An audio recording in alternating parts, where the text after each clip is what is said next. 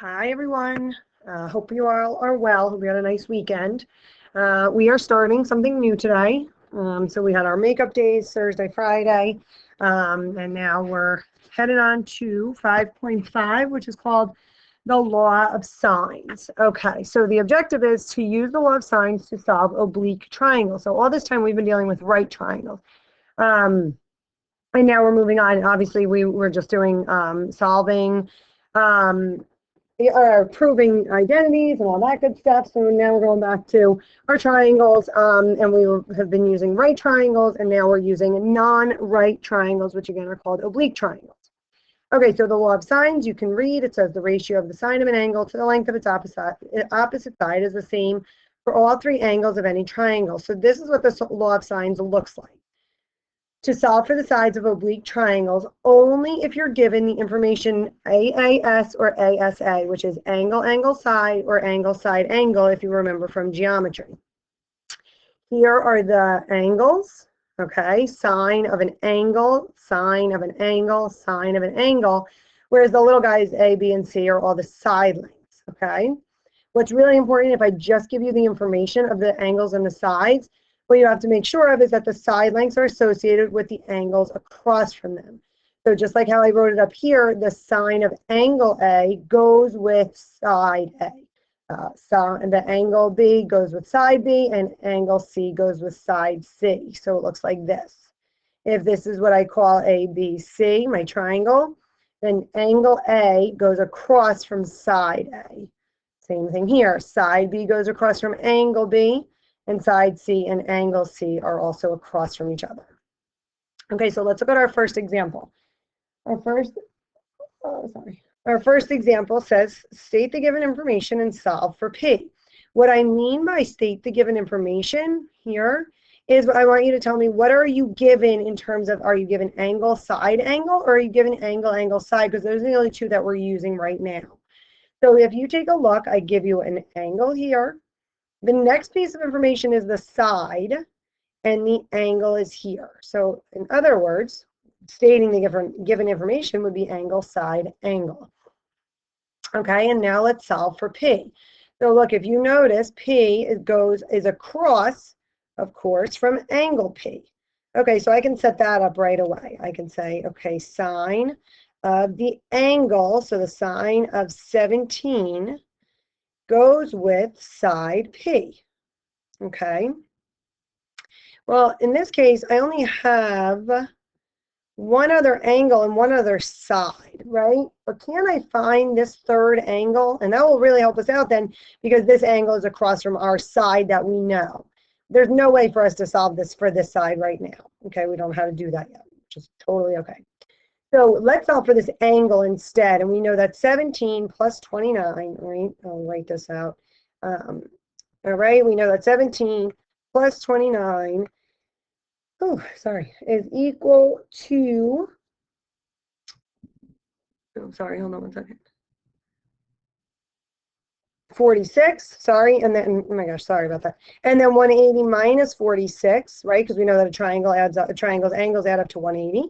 So then 180 minus 46 is 134.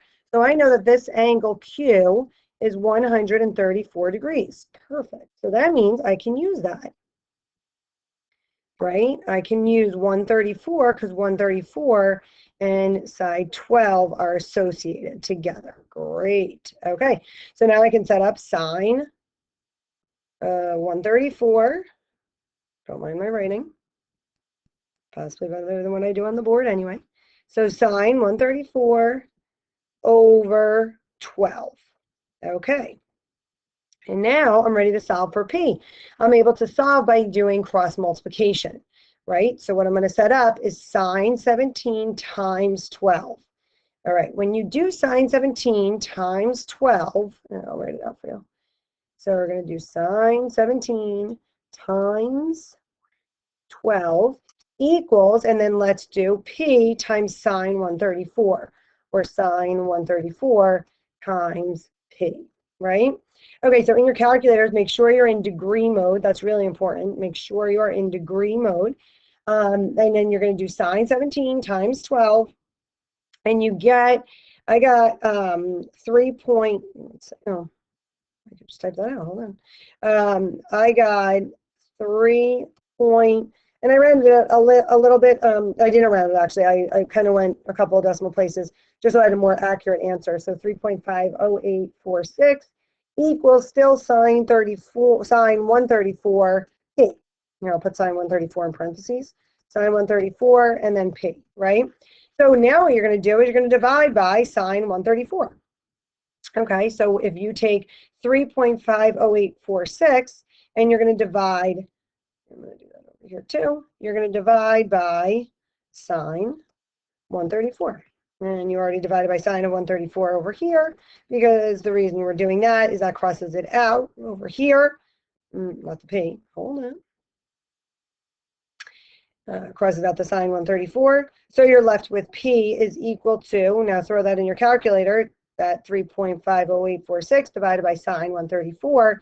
And what you should get is, and we'll round to the nearest hundredth with just 2 decimal places, p should equal 0.488. Okay, let's make sure you got that. Do that in your calculators. And then let's move on to example 2. So example 2 is very similar. I'm asking you to solve for x, right? So I know that 50 and x go together, great. 57, it doesn't go with anything on the side, so that's not really helpful. I have the 6, which is the side, and I again can find this angle. If you want to pause it now, you can, just to try it. I know it's not a try, but if you want to try it, go for it. And again, state the given information. So you have the angle, the side is in between the angles. You see that? Here's the side in between the angles. Okay, so that means I have angle, side, angle again. So I know I can use the law of sines because I have angle, side, angle. Okay, so now, again, if you paused it, take a look at my work, and then, or you can follow along with me if you're still having a little bit of trouble. Okay, so what I'm going to do first is actually I'm going to find angle C because that will help me. So we're going to do 50 plus 57 is equal to 107. We're going to do 180 minus 107, and we're going to get 73 degrees. Okay, so 73 degrees is that angle C. So let's throw that in there. Oh, 73. And now I can set up my proportion.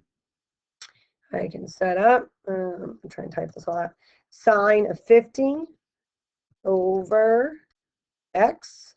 Hold on. Let's do, it's going to take me a little bit over x, right? Because the 50 and the x go together because they're across from each other. Even though it's not labeled b, we still know they're across from each other, so they still have to go together. And then we're going to set that equal to, and we're going to do sine 73, right? Over, that was our angle C that we realized, that we figured out. 73 is right here. And 73, again, is across from our side 6. So we're going to put over 6. Let's cross multiply again. So it's going to look like sine 50 times 6. No, sine 50 times 6 equals sine 73x. I'm going to put the sine 73 again in parentheses. So sine 73 times x, right? Okay, so again, you're going to try sine 50 times 6.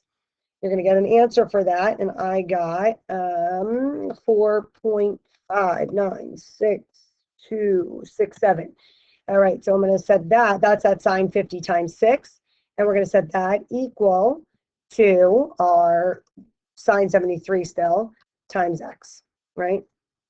Which is just that. Okay, so then I'm of course, nope, not gonna cross that again. I'm gonna divide by sine 73 on both sides. Divide, we're gonna divide by sine 73, both sides. Sine 73, let's go over here and divide by sine 73 so that we can get x by itself. Great. So we have x is equal to, and again, try it in your calculators. Let's see if you get what I get.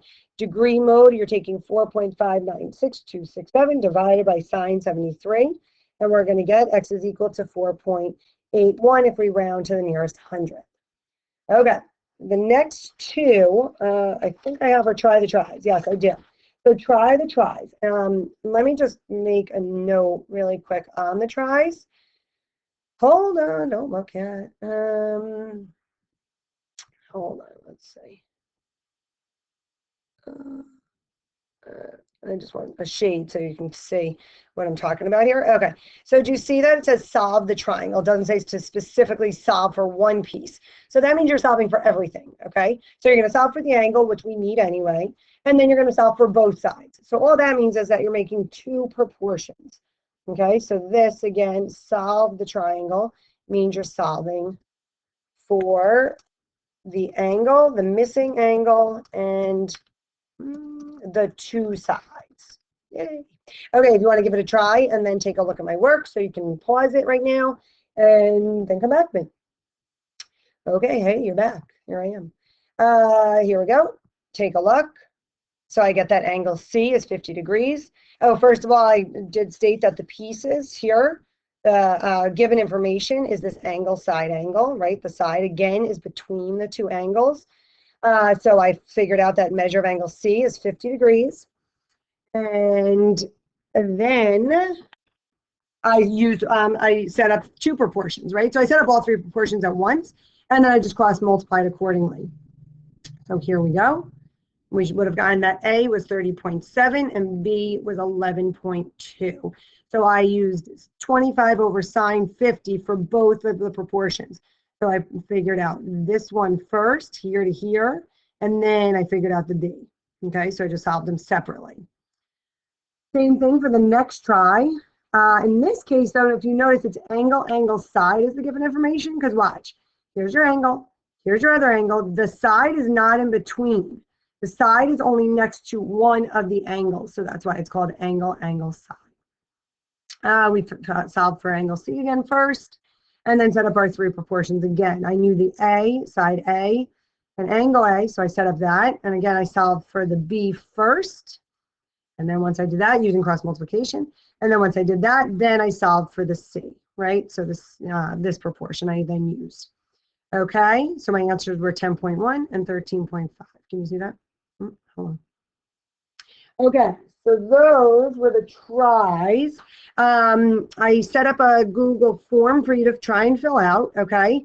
If you have any questions, please just send me a message through Google or send me a remind text, anything, and I can get back to you. I can help you out with it if you are not understanding something, okay? Try and look at the video again, see what's going on with it, and then, but again, if not, just shoot me a text or send me a message through Google, all right? All right, I hope you guys are all well. Talk to you. Bye.